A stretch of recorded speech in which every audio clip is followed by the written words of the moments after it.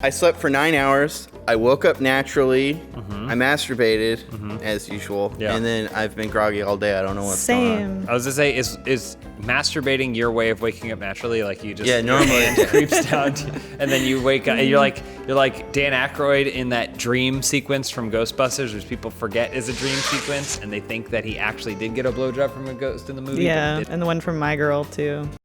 Veda, come here and sit down for a minute. There was a second My Girl? There's a new boy instead of Macaulay Culkin's Ghost. pumped up corpse. It's the dude from Last Action Hero. He was the coolest kid on the block. You know what he probably wore on his butt? Mack Weldon's. There's the cool boy underwear and outerwear too, in fact, if you want it. The actor whose name I will definitely remember by the end of this episode absolutely wore Mack Weldon's, and we're going to hear more from them and the offer they have for you at the end of the show. Are we going to drive all the way down to SeaWorld to ask him what he thinks about Mack Weldon's? It's a different kid. Oh. Are you thinking of the kid from Free Willy? That's Jonathan Brandis. No, it's Nope. not. That's you're thinking of Sequest. That's you're getting they all have something in common, but they're also completely different. That is a look of the 90s. They're like, boy with foppish hair. Yeah, foppish hair. Wow. We should watch Neverending Story 2 sometime, though. Yeah. Another stone. Ah! You know what they're talking about? Do you not know Neverending Story 2? You don't know Neverending Story? It is one of the worst and best plot devices of any movie ever made.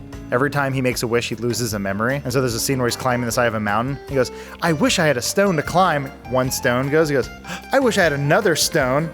I wish I had another. And really big wall. Yeah, and then it's like third grade is gone. And then he like gets up top and he's like, who's my mom?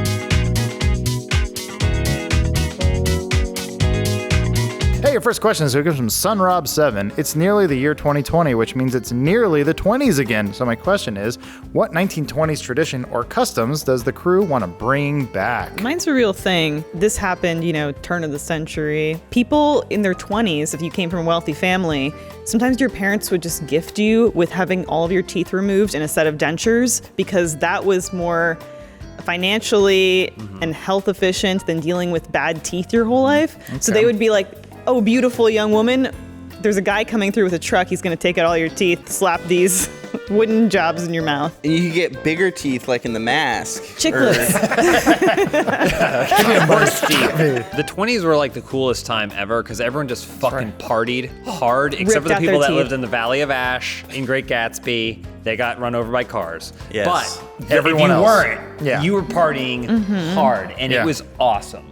And you could do prohibition alcohol smuggling, and no one cared, and everyone danced. You went to the war for kicks. Yeah. Anyone else have 20s? I know what I'd want to bring back, which is I could get a horrible face injury, and then I could have half a mask made of my face, put on a pair of glasses.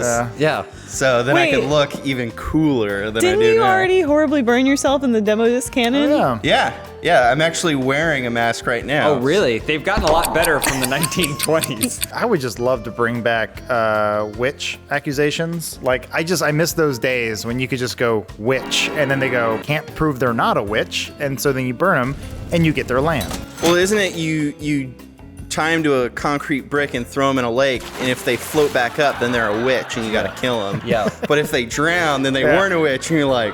Yeah, so I think it's a misconception that a lot of American witches were burnt. The many of them were just crushed with heavy stones, hanged. Thrown off ledges. If they could fly back up, then they said, okay, come down. Like, we're now gonna imprison you. When do you think the 20s were? They gave him a bag of Lay's and said, bet you can't eat just one. And if she did, she's a fat pig and a witch. Murder! From Bomana 3, if you are all reverted to being 8 years old kids, how different would you treat each other? I'd probably have a crush on Elise. And I'd never tell her. Maybe I'd push her in the mud to let her know. Did that happen? Did that actually happen? Pushed her in the mud? Push your wife in the mud? Yes. Mud buds. I'd probably do what I did when I was 8 years old, and I would probably bring back yo-yos because that's what I did back when I was 8. I got a yo-yo for Christmas, and I said, I'm going to bring this to school, and everyone's going to think it's really cool, and everyone's going to buy yo-yos, and we're all going to yo-yo together. We should get one for the office. You want a yo? You missed the whole fad, unlike me when I was 8, and I was all into pogs. I'd be pog kid. I'd be the kid who somehow convinced his parents to take him to Knott's Berry Farm, specifically just to get a slammer. that had a question mark on it. Nice. It glows in the dark. Look it up. It was given to you by a Native American man. This is a relic of my people. I'm not kidding. to slam I'm almost positive that was a marketing technique. They're like, go to the hidden lodge where the Native American man will give you a pog. Wow. Well, not just a pog. Sorry, it was a slammer. A slammer. Yeah, but it's a plastic one, Much so it was more garbage. valuable. Unlike the no fear ones made of metal. We could go back and do it all again. Anyway, I'd be Pog Kid. Next question from Mr. Never Peter. I'm going on a first date to the movies next week. What is your advice to make the date fun and memorable? I think the best thing you can do is probably explain what's happening. Because like some people watch movies, but they don't actually understand them. And if you can be there as like a voice of reason and explain to them what's going on, they'd like really appreciate it. And also point at the screen too. Because there's gonna be people around you that can't hear you. Point at the screen so they can at least see you pointing so they know you're talking. I think that surprises are great. So like, say you're gonna take them to a really romantic movie, but then take them to see like Saw 8 or something. Yeah. And then pull a gun on them. Yeah. It's like the thrill. They'll always remember that like date with you. The next question comes from Turtle Space Monkey. What's the most flattering compliment you've ever received from a stranger? I played football freshman year of high school. We were doing a scrimmage match, and then they were going to do a run play to me. And then right before it started, the guy on the other side said, "You have really beautiful eyes." And then they called hike, and then he plowed me into the ground. He just eviscerated me. Smart. Knocked off my helmet and scarred my chin. You never forgot. I never have a second guess about my eyes. I feel very grateful that there are viewers who will tell me that they think I'm really funny. Like, that means the world to me. Though I did get a compliment that I took a screenshot of that says, "Damn, Elise's cheekbones are so sharp, I could cut my hand slapping that face." Wow, that's really nice. Just calm down. Calm down. Get a hook.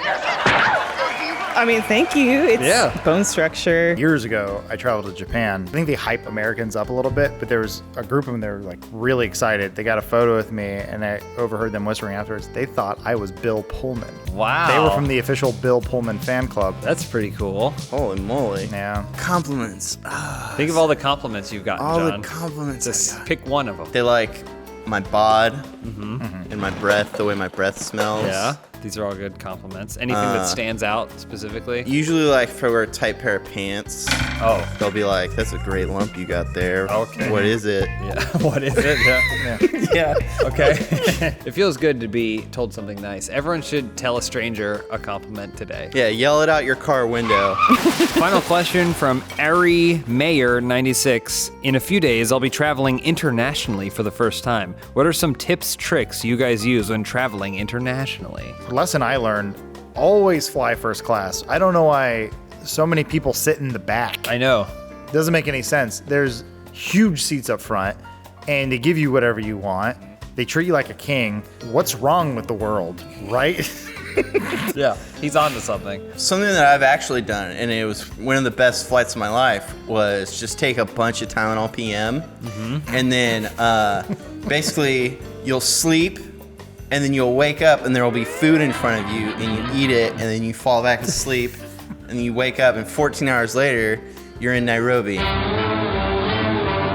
I do have one serious tip. Always make sure you are wearing a great pair of underwear because you're going to want that comfort for that long flight.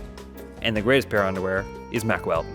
This episode of Open House is brought to you by Mack Weldon, a modern men's essential brand that believes in premium fabrics, smart design, and simple shopping. Did you know that your underwear, socks, shirts, and sweats can not only be comfortable, but also elevated by technical innovation? It sounds crazy, but that's just a fraction of what Mack Weldon brings to the table. Their products are designed for daily wear, which means they won't just look great, they'll perform well too. Whether it's at work, lounging away on the weekends, hitting the gym, or going for a hike. Plus, Mack Weldon offers a try-on guarantee. If you don't like your first pair of underwear, you can keep it and still receive a full refund. Make sure to check out Mack Weldon's silver line of antimicrobial underwear, shirts, and socks, which means they won't stink, keeping you fresher longer. So go to MackWeldon.com and get 20% off your entire first order using promo code OpenHouse20. That's MackWeldon.com, promo code OpenHouse20. Real flight tip though, everyone says wear a sleep mask, but I don't like it because then I don't know who's touching me. He wears the goggles you wear in a tanning bed, little tiny ones. For his front pussy and his back pussy. I did think about wearing a VR headset on Coffee Please. His third job on top of the 2 jobs that he has. What else does he do? FedEx and Home Depot. Oh Wow, my God. that's a lot of lifting. And does he sometimes forget to change clothes? Oh, yeah, absolutely. He's wearing his FedEx uniform to his Batman job. Oh. His back is always killing him. Yeah. It's Was that because of Bane or no? No. No, It's okay. from the Home He actually, Depot one shop. time, Bane snapped him and he went, oh, it feels good.